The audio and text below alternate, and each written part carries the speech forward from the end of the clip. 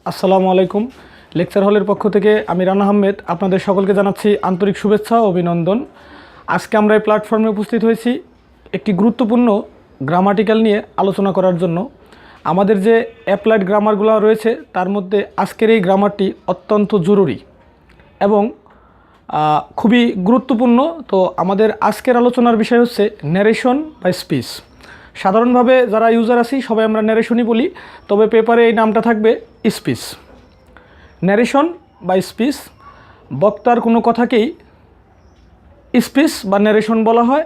সাধারণত আমরা জানি ন্যারেশন স্পিচ দুই প্রকার, একটা হচ্ছে ডাইরেক্ট স্পিচ আর একটা হচ্ছে ইনডাইরেক্ট স্পিচ। ডাইরেক্ট শব্দের অর্থ হচ্ছে প্রত্যক্ষ আর ইনডাইরেক্ট শব্দের অর্থ হচ্ছে পরোক্ষ। বক্তা যখন হুবহু কোনো কথা বলে সেটা ডাইরেক্ট স্পিচ, আর যখন বক্তা অন্যের কথা ঘুরিয়ে বলে তখন সেটা হয় ইনডাইরেক্ট স্পিচ। দেন আমরা জানব প্রত্যেকটি স্পিচেরই রয়েছে দুইটি অংশ, একটি হচ্ছে রিপোর্টিং ভার্ব আরেকটি হচ্ছে রিপোর্টেড স্পিচ। বক্তার যে মূল বক্তব্য সেটি হচ্ছে রিপোর্টেড স্পিচ আর বাকিটা হচ্ছে রিপোর্টিং ভার্ব। কোনো মানুষ যদি স্পষ্ট করে এবং ক্লিয়ারলি এই ন্যারেশনটা আয়ত্ত করতে চায় তার প্রয়োজন হবে একটা টেন্সের চার্ট এবং সাথে অক্সিলারি ভার্বের একটি চার্ট এবং আরও সাথে রয়েছে সেন্টেন্সের 5টি স্ট্রাকচার।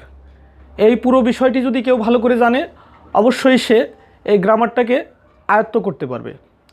আরেকটু বেশি ভালো করে জানার জন্য রয়েছে কিছু প্যাসেজ ন্যারেশনের রুলস।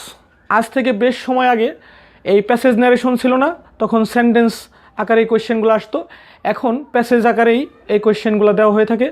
তো আজকের যে আলোচনা এটা হচ্ছে প্রিলিমিনারি বা প্রাইমারি ডিসকাশন। সো আজকের এই আলোচনা বেশি একটা বর্ধিত না করে এই পর্যন্তই রাখতে চাচ্ছি। আমার যারা লিসেনার আছেন বা অডিয়েন্স আছেন, যদি আমার এই পর্যন্ত এই লেকচারের মধ্যে কোনো ভুল ত্রুটি হয় অবশ্যই আমাকে ইনফর্ম করবেন, আমি নেক্সট টাইম এটাকে কারেকশন দেওয়ার চেষ্টা করব। Thank you very much everyone.